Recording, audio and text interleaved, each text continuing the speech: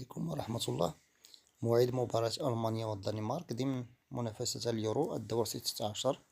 قبل ذلك من فضلكم لا تنسوا الضغط على زر الاشتراك في القناة ولايك الفيديو وفعلوا الجرس.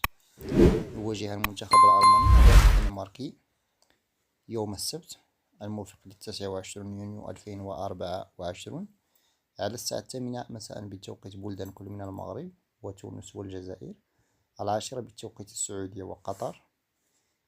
فيما القنوات الناقلة لهذه المباراة كالعادة قناة بي إن سبورت المالكة لحقوق النقل في دول شمال إفريقيا.